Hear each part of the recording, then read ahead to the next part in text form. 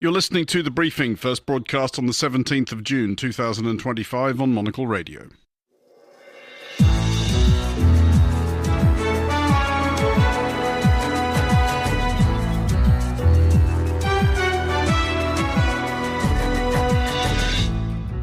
Hello and welcome to The Briefing, broadcasting to you live from Studio 4 here at Dufourstrasse 90 in Zurich. I'm Andrew Muller. Coming up on today's programme. Iran basically is at the negotiating table. They want to make a deal. And as soon as I leave here, we're going to be doing something. But I have to leave here. US President Donald Trump loses interest in the G7. Iran suddenly acquires interest in negotiations over its nuclear program. Also ahead, did the G7 shift President Trump's belief in the utility of tariffs, especially when imposed on America's nominal allies? Later in the show, we'll talk to Monocle correspondents at the Abu Dhabi Infrastructure Summit and at Pitti Uomo in Florence.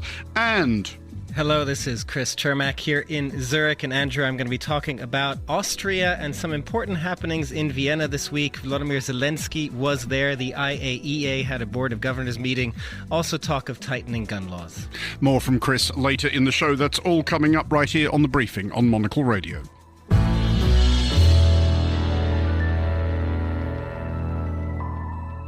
And welcome to today's edition of The Briefing with me, Andrew Muller. Plausible reporting has it that Iran has decided, what with one thing and another, that perhaps there is merit after all in negotiating over the future of its nuclear program. Iran has been furiously signalling to Arab intermediaries that it would be willing to resume talks, though after 5 days of bombardment by Israel, it is not entirely clear how much of a nuclear program Iran still has. Well, I'm joined first of all by Nora Meyer, Deputy CEO and co-founder of Ambul Meyer Negotiation Consulting. Nora, being as you are a professional in negotiations and conflict resolutions, what signal do you think Iran is trying to send here? Is it please stop bombing us? I think what is left for Iran is, I would say, maybe three options. So they have an option. They could decide to now, with these, with the attacks, we're going to build a bomb. I don't know if that's technically feasible, but that could be a reaction to what's going on. Another option would be to maybe close the Strait of Hormuz. That could be another way to react. And then there is the third option, which I think, and it seems like they have come to the conclusion that's their best bet at the moment, is to negotiate around a nuclear program. So that's what it seems like they have arrived at this point. But looking at that from Iran's point of view, if that is what they do now want to do, negotiate about the future of their nuclear program, what is the incentive for anybody else to turn up at those talks? They are in a massively weaker position than they were a week ago. I think maybe the question here is, who is anyone to have an incentive, right? I think essentially there are the three parties. It's Iran, it's Israel, and it's the US. So I think these are the key players in these negotiations. The incentives, I would say, for all of them, I would say none of them has an interest in having a prolonged war, because that is costly. It's domestically also difficult to sell. We can see that now with, for example, the US in the Republican Party being split. So I think that's an incentive they could all share, negotiating to avoid having a prolonged war. And then, of course, it's also for Iran, as you said, they're in a weaker position as they even were a week ago. They have a population, they're suffering under the sanctions. They have been suffering for quite some time. So I think also domestically for them, it is to not have an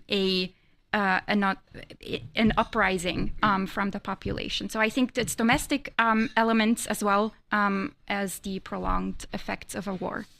But is it not the case that something has changed in the balance here? Because there's been negotiations going on for years over Iran's nuclear program. There was at one time an agreement signed, the JCPOA, before Donald Trump pulled the plug on it during his first term. But the thing that nobody said out loud that everybody must have known is that ultimately it was always going to be Israel that decided how far this process would go and at what point Iran's nuclear program would be stopped. And the cat is well and truly out of the bag now, isn't it? Everybody understands that Israel is ultimately the decision maker here. Yeah, I think it's not in Israel's interest to have a negotiation around a nuclear deal. I think their goal would be to actually have no nuclear program at all, right? And it seems like they have now tied this element of not having a nuclear program with also eliminating the regime. So they say there cannot be no program with this regime. So that's been tied together. But yes, even in 2015, it was not in Israel's interest, and they were opposing the JCPOA, as you said. And it seems like, yes, Israel has an influence on the U.S. decision makers as well. We can see that now also with Trump's reaction to the attacks starting. And also with, I would say, the G7 statement that came out yesterday. So I think we can see a certain influence, and we can see the key players in this conflict. Just finally on this one, because I do want to talk to you a bit about Russia and Ukraine as well, but from Iran's point of view, if it is true that they are trying to restart talks, what is their offer at this point? Because everybody knew what the offer was. We will scale back enrichment, we will close down some centrifuges, we will keep ourselves a reasonable threshold from the point at which we could build a deliverable nuclear weapon. A lot of that they cannot offer anymore. So what is their pitch at this point?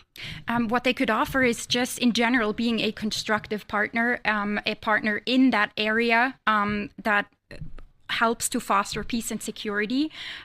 So they can also try to offer for any attacks of their acts of the resistance, for these attacks to cease. So that is something they can offer. And essentially, that would be something that everyone in this area would have an interest in as well.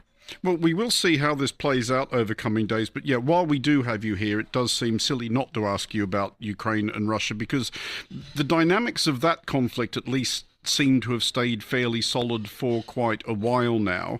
Did you read anything from the G7 that suggested that anything has shifted? We know Donald Trump left early, certainly too early to actually have the conversation with President Zelensky of Ukraine that he was supposed to have. But is the fundamental problem that there's no incentive as yet for Russia to stop doing what it's doing? Yeah, I think so. There is no incentive. It seems like there's this theory of conflict rightness, that a conflict is only ripe if both parties, or however many parties you have in a conflict, come to the realization that it's better for them to achieve their goals by ways of negotiation. And it seems like Russia is still of the opinion that they can reach their goals by military means. So I think, yes, there is no or a lack of incentive for Russia to do that. But also at the same time, I would like to emphasize that there is not enough pressure to create the incentive for Russia to actually having to commit to serious negotiations. But just as a final thought on that, do you see any means of pressure that could be applied to Russia that have not already been applied? I mean, considerable military assistance has been sent to Ukraine, not quite everything Ukraine wanted as fast as Ukraine wanted it, but nonetheless considerable. We are now up to, I think, the 18th round of EU sanctions on Russia. None of that's made a difference. What's left? Yeah, I think at this point, yes, you mentioned the EU, and even having the EU being torn, like there were parties that said from the beginning, we need to prevent Russia's victory, or we need, then the other parties who said that we need Ukraine to win. Those are complement. They're different opinions, so I think we still see that. But that would be effective, right, to have sanction packets or weapon support from the EU. I don't think it's likely going to change. As you said, there have been 18 rounds. I don't think it's going to ever be enough to actually have Ukraine win this war militarily. Another option would be for President Trump to use his power and his influence to bring Russia to the negotiation table. At the same time, it doesn't look like that's happening at the moment. On the contrary, he seems to have lost interest in this conflict. He wasn't able to provide this quick win as he was promising. And he is now, as you said, the G7, he left early. He doesn't seem to have the interest to even discuss this conflict. And he's leaving it to the EU and maybe the other NATO members. Nora Meyer, thank you for joining us. That was Nora Meyer, Senior Consultant and Co-founder of Amble Meyer Negotiation Consulting. You're listening to The Briefing. Here is Anita Riota in London with the day's other headlines. Thanks, Andrew. The U.S. Department of Homeland Security has reportedly reversed its guidance for agents not to conduct immigration raids at farms and hospitality services. The move comes as a U-turn on President Trump's initial directive to not affect the workforce of those industries. UK Prime Minister Keir Starmer is expected to announce fresh sanctions on Russia today in tandem with Britain's G7 allies. The sanctions package is set to hit Russia's energy revenues. Airbus has secured nearly $10 billion worth of orders at the Paris Air Show. The French plane maker dominated the first day of the industry event as rival Boeing scaled back its activities following last week's fatal Air India crash. Those are the day's headlines. Back to you, Andrew. Thank you, Anita. You are listening to The Briefing on Monocle Radio from our studios here in Zurich. And sticking with the G7, for much of his brief time at the event, US President Donald Trump resumed complaining that it was no longer the G8 since the ejection of Russia in 2014. And then Trump turned it into the G6 by leaving early, at first saying this was because of the conflict in the Middle East and then seeming to suggest that it wasn't. Before leaving, however, Trump did sign agreements which would further a trade deal between the US and the UK, although judging by his remarks shortly after dropping the pertinent papers all over the floor, seemed to believe he had actually concluded trade arrangements with the EU. Well, joining us now in the studio with the unenviable task of making sense of any of that is Fabian Kinzelmann, International Economy Editor at Switzerland's Handelszeitung. Fabian, if we assume that what was actually done here was a deal between the US and the UK, which is certainly what the UK's Prime Minister, Sir Keir Starmer, possibly a more reliable witness, thinks. Is that potentially a big deal? Yeah, assuming that it will take effect as it looks like right now. It's at least the first one to be announced since Trump announced all the big tariffs in the beginning of the year. And while everyone is trying to make it look like a big thing, it's actually more limited than the UK, like Downing Street 10 has expected. Because there's no removal for steel imports, for example. And I mean, tariffs were obviously a major talking point at this summit. And we seem to get further insight into just the whimsical, arbitrary nature of them. Trump saying that the UK would be protected against future tariffs because, and I quote, I like them. And does the rest of the world now just have to adjust to the fact that this is how trade policy is decided? Well, it's not only a thing of like now that it's coming into effect. It was also in the first Trump presidency. World leaders who are meeting with Trump, they are preparing for exactly this to happen. And they know that the only thing that might move him is like loyalty, flattery, and maybe a little bit of fear.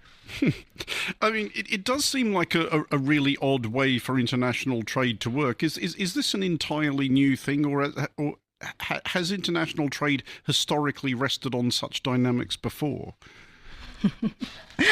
That would be a question for the historians, but for sure, like it was not the atmosphere, the international atmosphere in the past decades. But of course, like also with like sanctions becoming more and more, like we are moving, like all Western nations are moving away. A little bit away from open markets, and with Trump, who is a protectionist, who puts America first, being the mightiest man in the world, it's definitely having an influence on how trade is shifting globally. But do we see that retreat into protectionism? And you're right to point out that it's not just the United States. Is it having a broad effect on global trade? Is it actually slowing things up?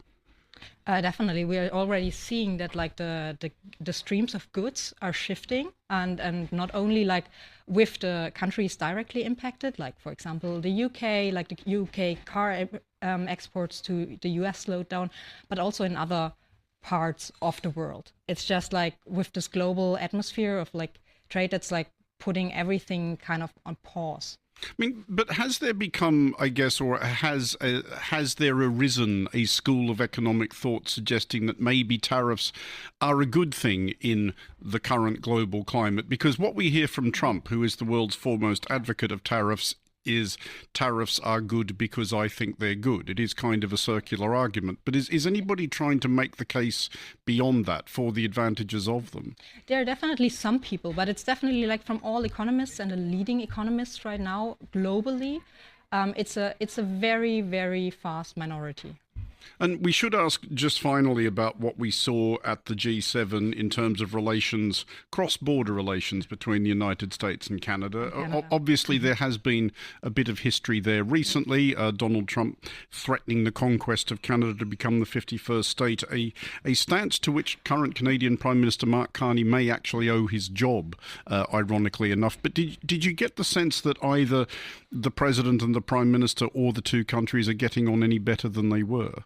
Definitely, yeah. The vibe is shifting, and that's due to Carney's efforts. Like he went on kind of a charm tour within the past month. He flattered the president. He called him directly, which we all know that Trump likes very, very much. And he also, like ahead of the G7 summit, for example, he pledged to meet the NATO's spending target much earlier than expected. So that was something the White House reportedly was very thrilled about. Fabian Kinzelmann, International Economy Editor at Switzerland's Handelszeitung, thank you for joining us. You're listening to The Briefing on Monocle Radio.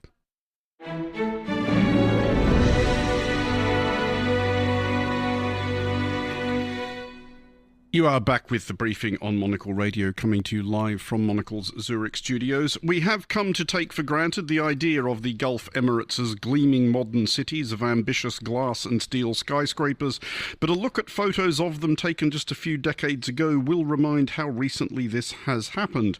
Accordingly, Abu Dhabi is an appropriate location for an infrastructure summit, and such an event is underway as of today. Among the attendees is Monocle's Editor-in-Chief, Andrew Tuck, who joins me now from Abu Dhabi. Andrew, first of all, can you give us a sense of what a global infrastructure summit looks like? It being Abu Dhabi, I'm assuming they've done nothing by halves. Well, kind of, but actually it's a really interesting event. There's a plenary hall where some of the debates are happening, most of the debates. There's another side area where we are with all the media teams, and there's another little stage there where they're announcing lots of deals that are being done, and there's a few exhibition stands. But actually, it's not overblown, and I think that chimes with what's going on here. That is, they're trying to shift a little bit from being the talk about towers and gleaming office buildings. Oddly, they're talking more about the softer sides of how you make a city, because they're out to attract people to come and live here, not just for a couple of years to earn some money tax-free and then go back to wherever they came from. They're out to build a community for the long term, and they want people to come and live here. So it's the softer bits, oddly, of the infrastructure deal that they're talking about. So what kind of things specifically are they talking about within that? If they've built the spectacle, if they've built the great gleaming cities, what do they maybe now think they missed out on or forgotten about? Well, again, Andrew, and I think both you and me probably come at this slightly from the wrong angle, because interesting as I've been interviewing people across the day, I've come to the realization that perhaps we're a bit snooty. We think that they need us and they need to bring in all these people for their deals.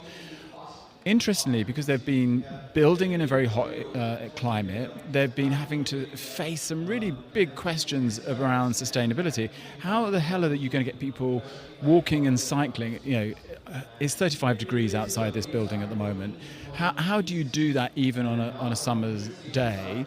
How can that be done? So they've got a lot of intelligence here and a lot of skill sets here that they can also offer the world. So first of all, it is a bit of a dialogue, but some of the things that they're kind of engineering, and again, I thought this was amazing. We just interviewed a guy called Talal Faris. Now, he's got one of those job titles that doesn't exactly trip off the tongue. He's the Division Manager of Inclusive Communities at the Department of Community Development.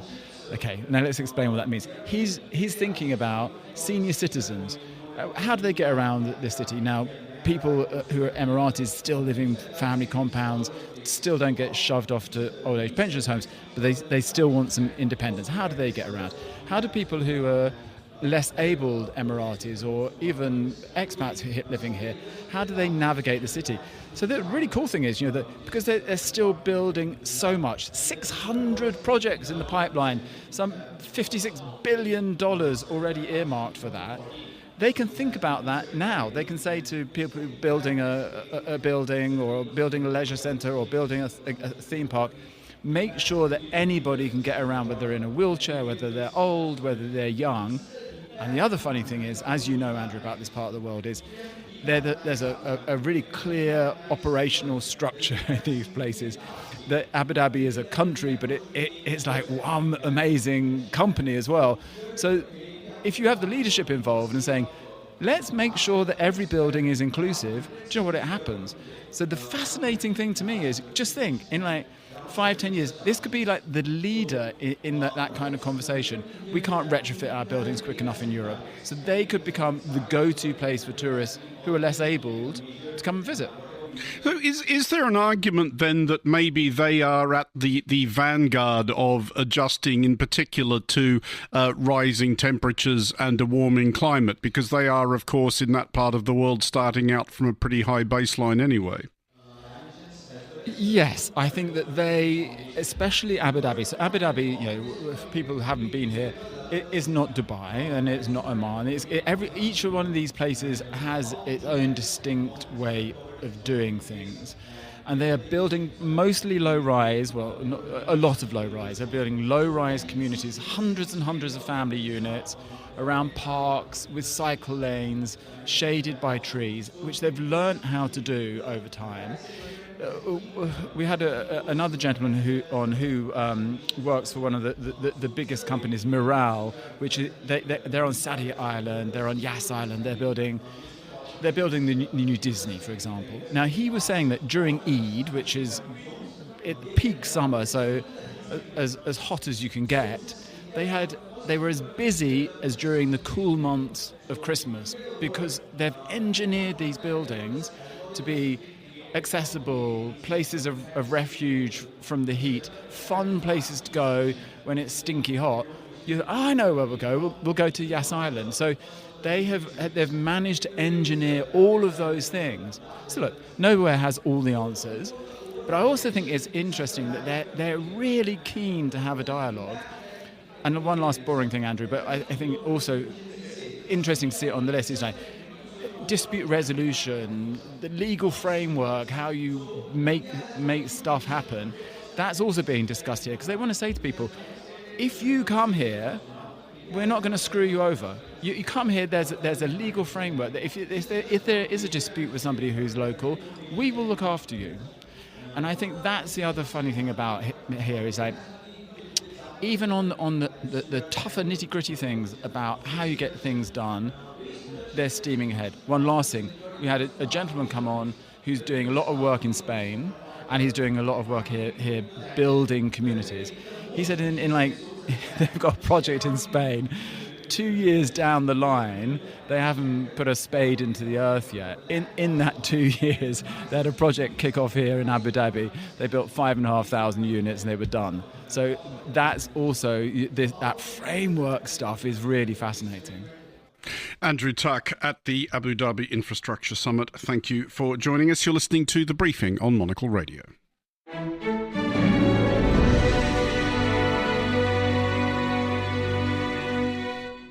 You are listening to The Briefing on Monocle Radio with me, Andrew Muller. As we may have mentioned once or twice, and by golly may mention once or twice more, we are broadcasting The Briefing and The Daily out of Zurich all this week, which puts us, of course, one country away from Austria. And joining me here in Zurich for a wrap-up of news from the neighbour is Monocle's senior news editor and Austrian, Chris Cermak. Chris, first of all, as we were discussing earlier at the top of the show, Ukrainian President Volodymyr Zelensky did not get a meeting with Donald Trump in Canada, which is doubtless a considerable relief to both of them. But Zelensky may have better luck getting his calls returned in Vienna. Well, he was actually in Vienna, so yes, he did have some luck there. Before we get to that, Andrew, can I just say, given that we're currently in Zurich, my happiest moment was yesterday. I won't name the contributor, but somebody did say that Austria is the better Switzerland, so that is why we are currently discussing Austria as well on this show. But I would encourage Swiss listeners to direct their complaints to Chris Cermak directly and not Monocle as an organisation.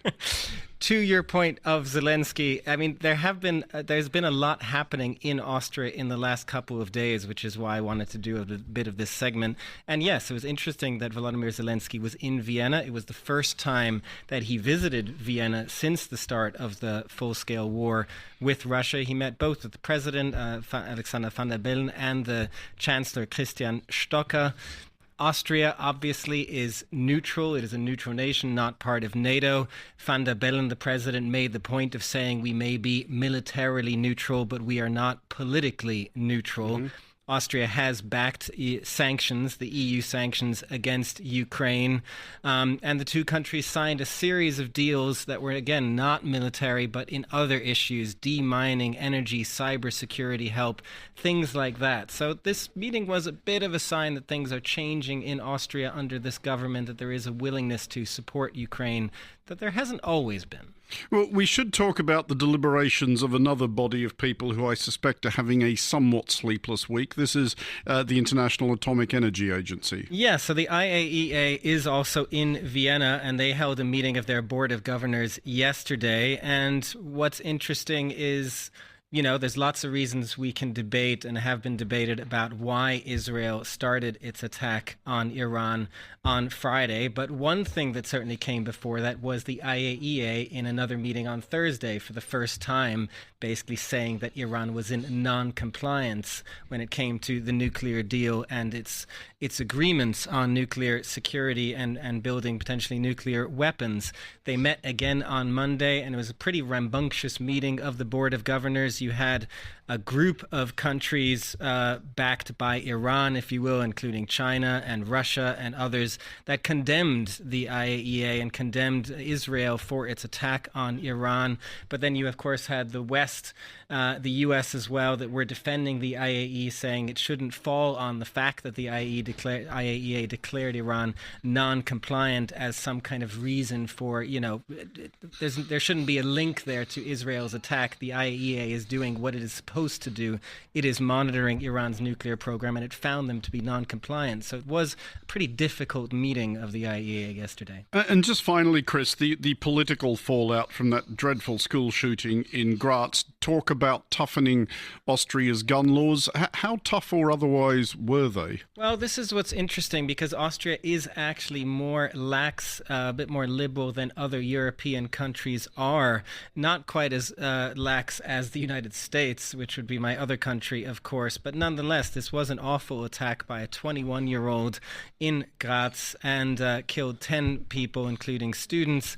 And he acquired both of the weapons that he used legally, a Glock pistol and a shotgun, which goes to show you that the laws in Austria are a little more relaxed. You do need a license, but lots of Austrians, including Graz's mayor, has complained that licenses for guns are, in the words of Mayor Elke K., simply issued too quickly in Austria, and that this has become a problem. So now, yes, the Austrian Chancellor, Christian Stocker, has announced that gun laws will be tightened. They haven't given specifics, but it's certainly been a big debate across Austria since that attack. There's been 400,000 more firearms now than 5 years ago in Austria, so we've seen a boost in the number of firearms, and now they're going to be looking to roll that back. Chris Cermak, thank you for joining us. You're listening to The Briefing.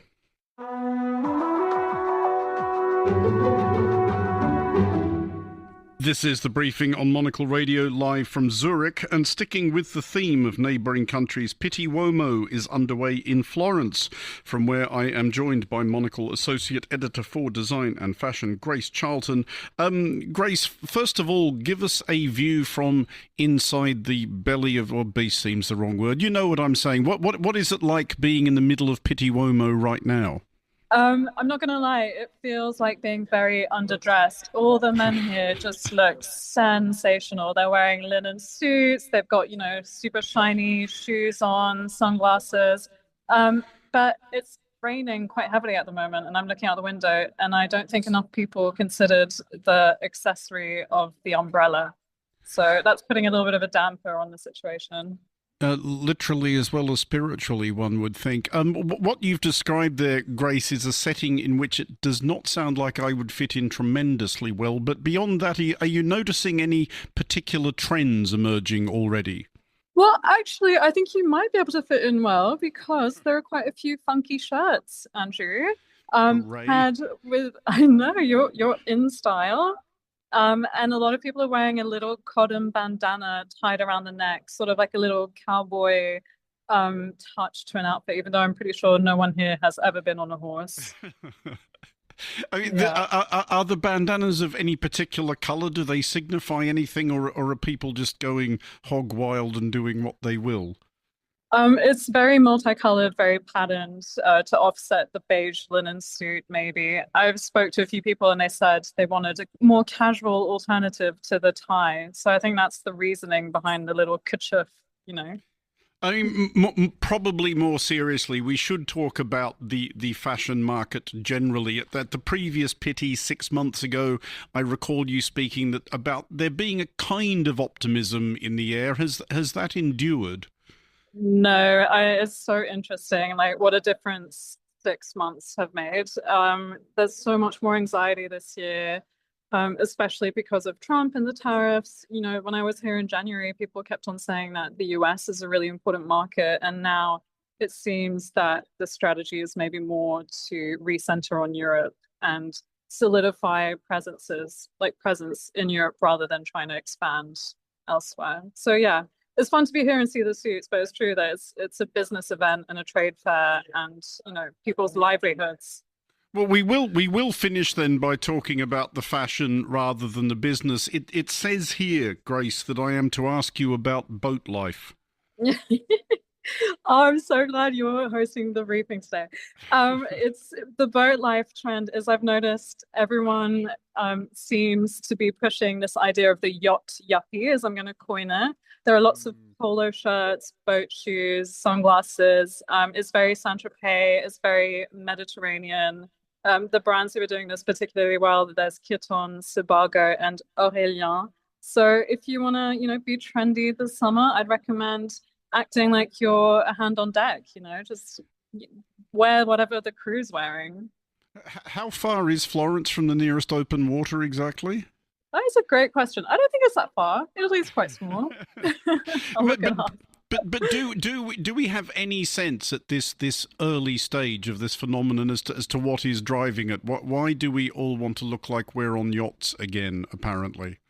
Yeah, I wonder if it's because of, economic recessions, the rich getting richer, poor getting poorer. It feels very 80s, that yuppie lifestyle, the opulence, the flaunting of wealth. Maybe some of it isn't real. So I wonder if it is, an indicator of a recession. On that cheerful thought, Monocle's Grace Charlton at Pitti Uomo in Florence, thank you for joining us. And that is all for this edition of The Briefing. It was produced by Chris Chermak and Desiree Bandley here in Zurich. Our studio manager in London was Lily Austin. The Briefing is back tomorrow at the same time, 1300 Zurich, midday London. I'm Andrew Muller. I will be back with The Daily later today, 1900 Zurich, 1800 London. Thanks for listening.